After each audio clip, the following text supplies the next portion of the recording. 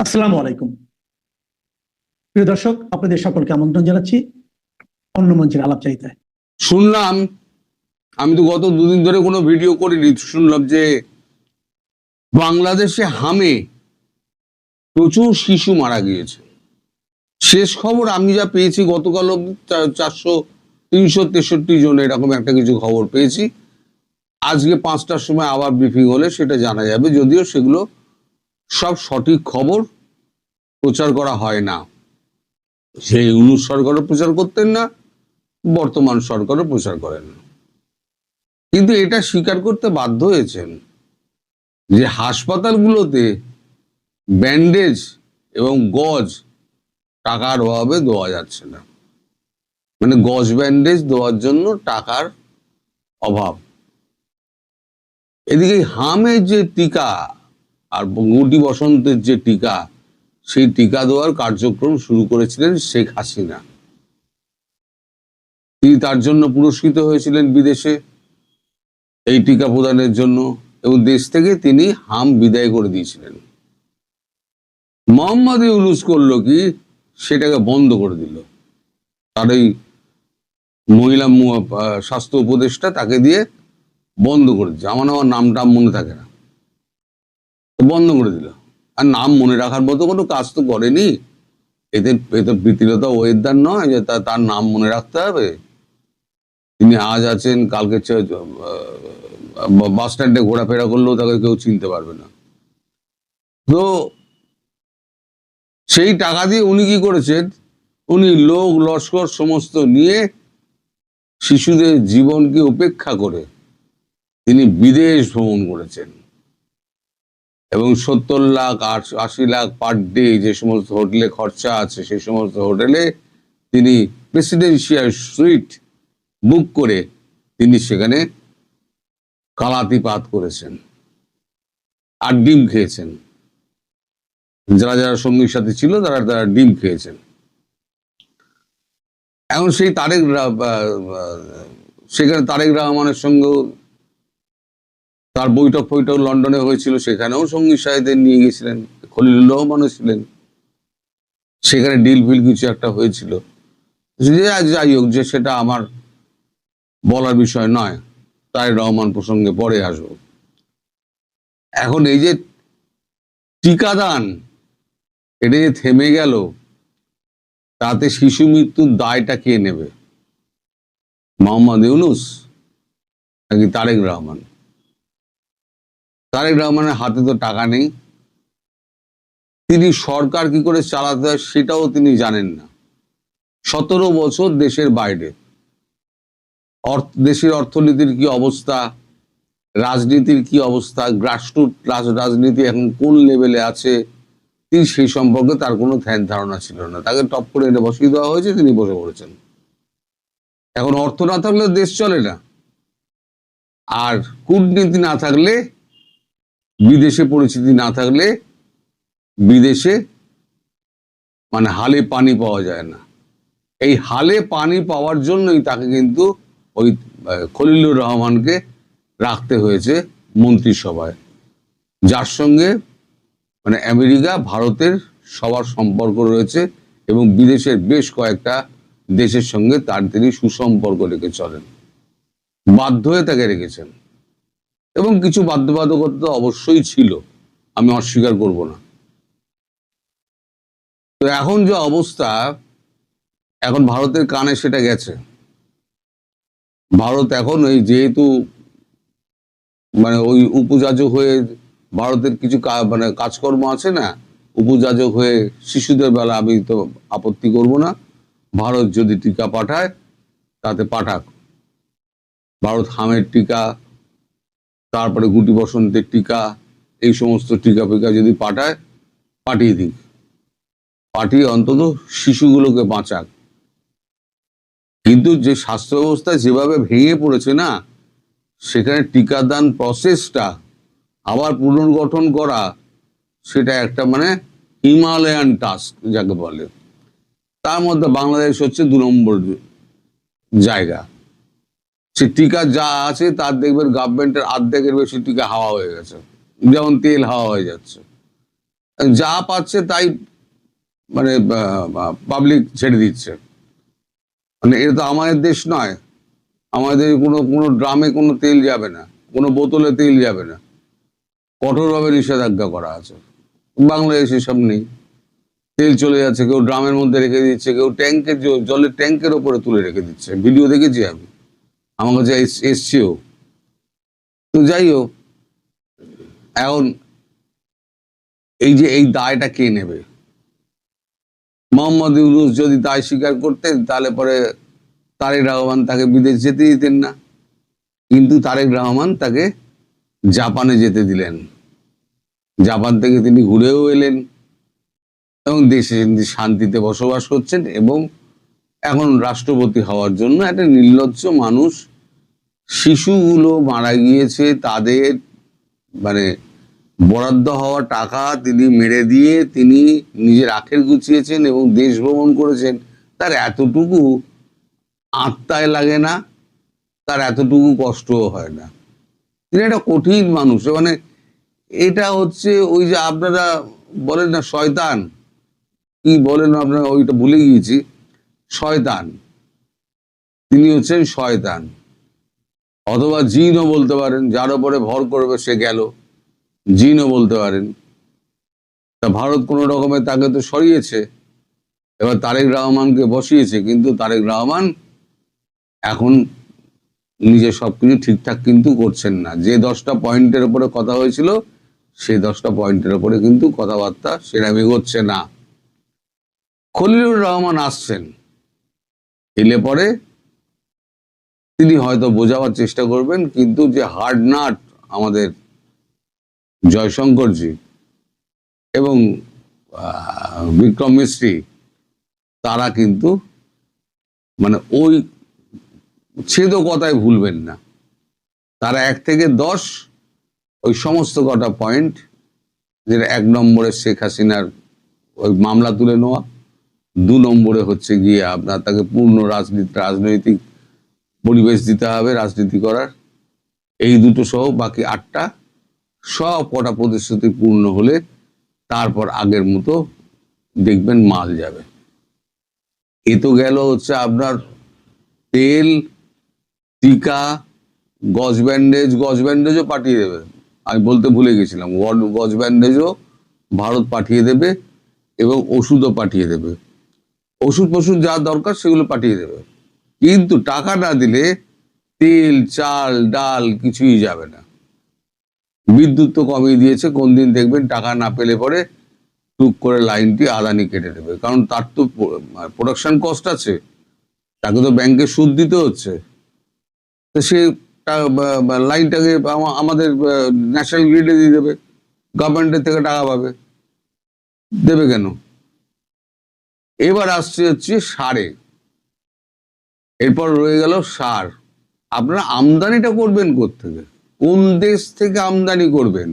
যে দেশ থেকে আমদানি আপনারা সার করুন না কেন, সার আমদানি করুন, সেই দেশ থেকে আনতে গেলে যে খরচা পড়বে তার থেকে অনেক খরচায় কিন্তু ভারত থেকে নিতে পারবেন। কিন্তু ভারতকে টাকা দিতে গেলে আপনার টাকা নেই, আর দেশকে ভুল বোঝানোর জন্য আপনারা বলে যাচ্ছেন আমরা সার কিনবো, আমরা তেল, আমরা প্রচুর পরিমাণে তেলের আমরা অর্ডার দিয়েছি। আরে টাকা কোথায়? বিদেশি দেশগুলো বসে আছে কি তাই মানে আপনার ক্ষয়রাতি করার জন্য বাংলাদেশকে? কেউ ক্ষয়রাতি কেউ দেয় না, আসলে যে সব টাকার উপর চলে। তা মাল ফেলো করি মাগো তেল যাকে বলে, মাল নেই, দেশ দেউলিয়া। এখন কদিন এই অবস্থায় চালাতে পারবে সেটা নিয়েও প্রশ্ন দেখা দিয়েছে। দেশ খুব বিপদে, কিন্তু খুব বিপদে।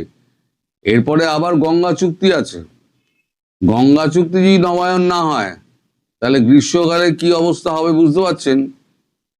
আমাদের খাল, বিল, পুকুর সমস্ত শুকিয়ে যাবে গ্রীষ্মকালে।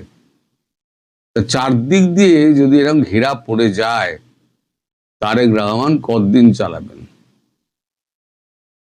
তারেক রহমান চালাবেন কতদিন? আপনারা নিজেরাই ভাবুন, যে নিজেদের পায়ে আপনারা কুড়ুল মেরেছেন।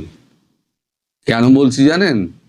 যখন শেখ হাসিনা যখন ছিলেন না, তখন গায়ে হাওয়া লাগিয়ে আপনারা ঘুরে বেরিয়েছেন, তখন টোস্কা পর্যন্ত পড়েনি গায়ে, তখন খুব খারাপ লেগেছিল।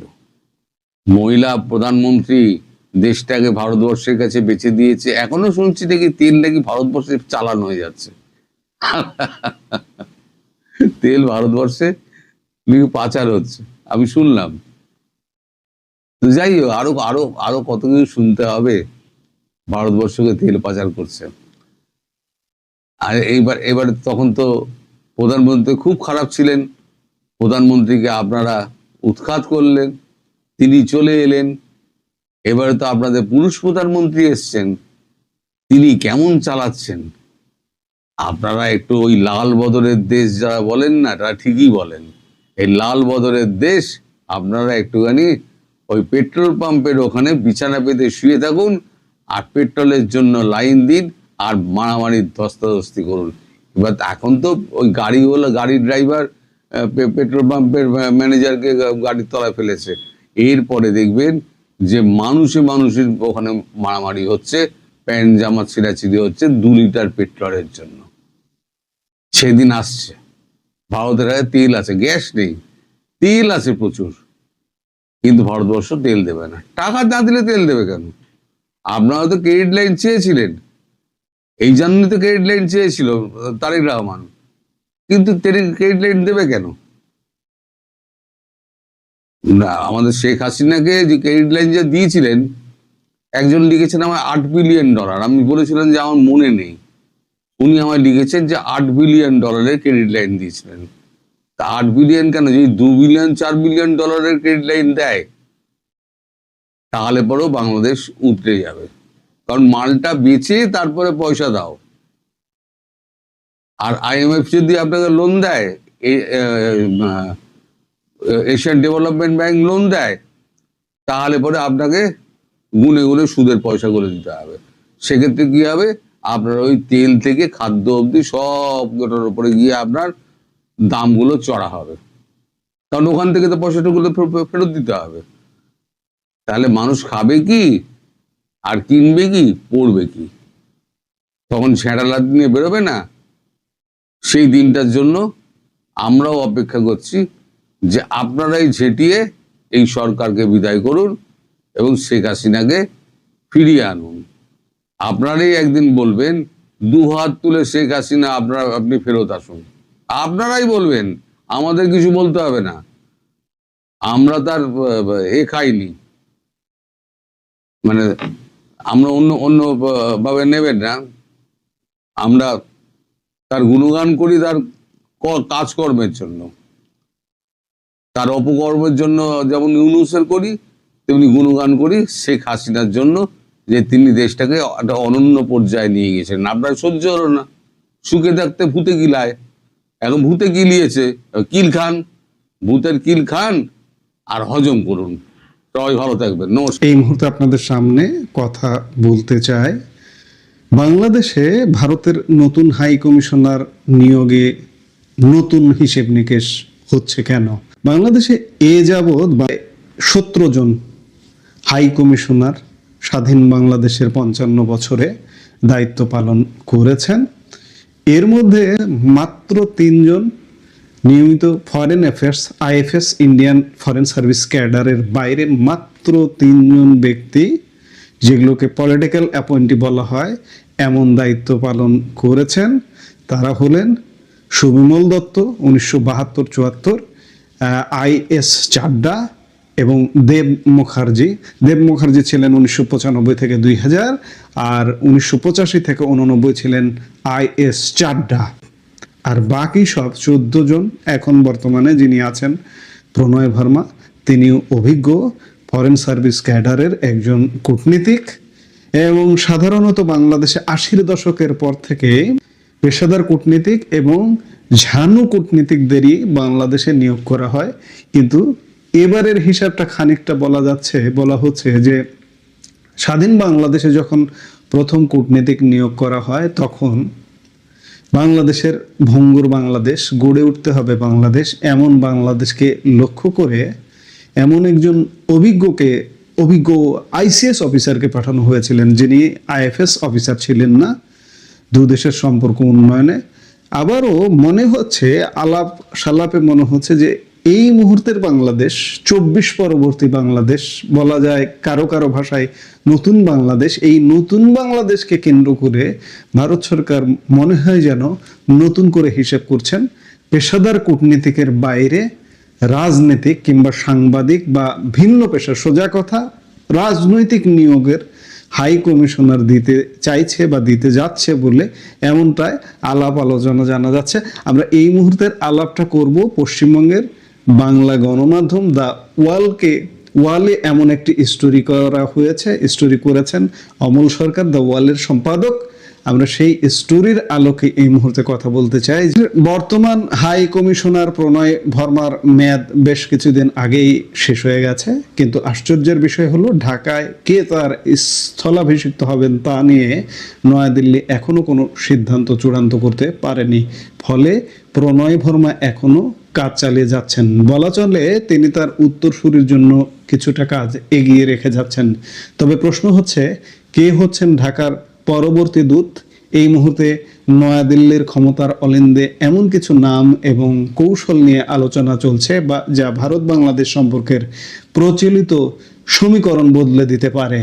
দীর্ঘদিন ধরে শোনা যাচ্ছিল ইন্দোনেশিয়ায় কর্মরত ভারতের রাষ্ট্রদূত সন্দীপ চক্রবর্তীকে ঢাকায় পাঠানো হবে।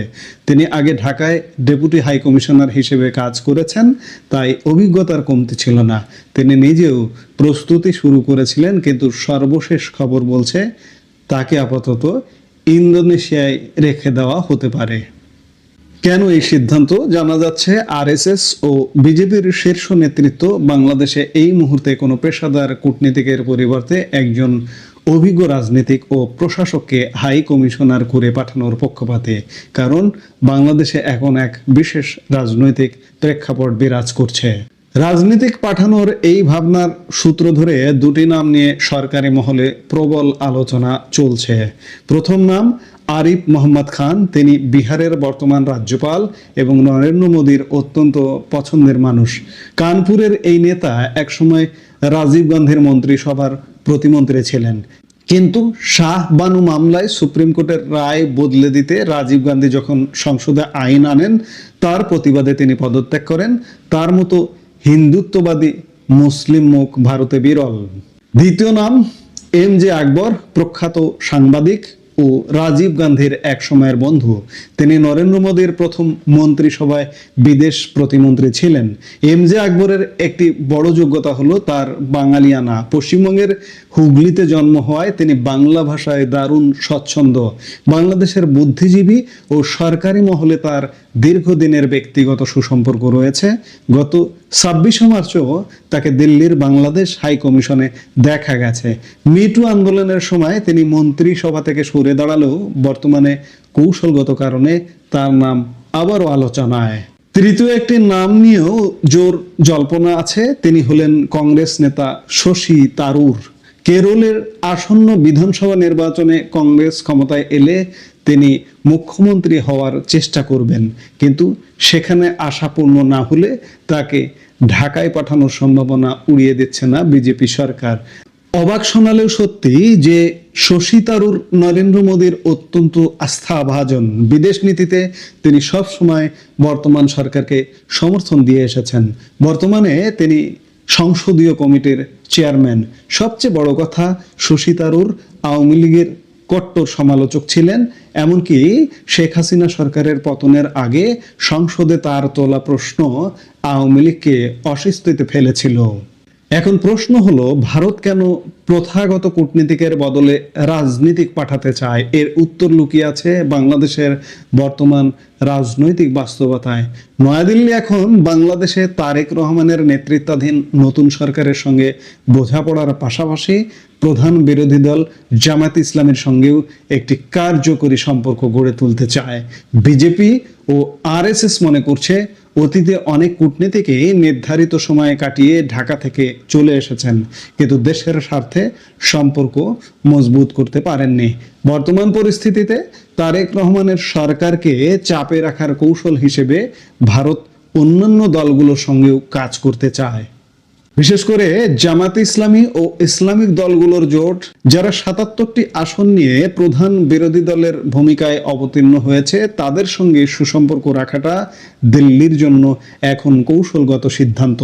আওয়ামী লীগ বর্তমান সংসদে নেই এবং দলটির উপর নিষেধাজ্ঞা বলবৎ থাকায় বাংলাদেশের পরিস্থিতি এখন জটিল। এই পরিস্থিতিতে কূটনীতিকদের গদবাঁধা পথে সম্পর্কের উন্নয়ন সহজ হবে না। এখানে দরকার অবিরাম ডায়লগ বা সংলাপ। আর এই কাজে একজন অভিজ্ঞ রাজনীতিক বা প্রশাসক যতটা সফল হতে পারেন, একজন পেশাদার কূটনীতিক হয়তো ততটা নয়। ভারত চায় জামাতের সঙ্গে সুসম্পর্ক রেখে তারেক সরকারের কাছ থেকে ভারতের স্বার্থ আদায় করে নিতে। তারেক রহমান ও জামাতকে ঘিরে দিল্লির এই নতুন অঙ্ক কতটা সফল হবে তা সময় বলে দেবে। তবে এটাই স্পষ্ট যে প্রণয় ভার্মার উত্তরসূরি হিসেবে যেই আসুন না কেন, তাকে এক কঠিন এবং ভিন্নধর্মী কূটনৈতিক চ্যালেঞ্জ মোকাবেলা করতে হবে।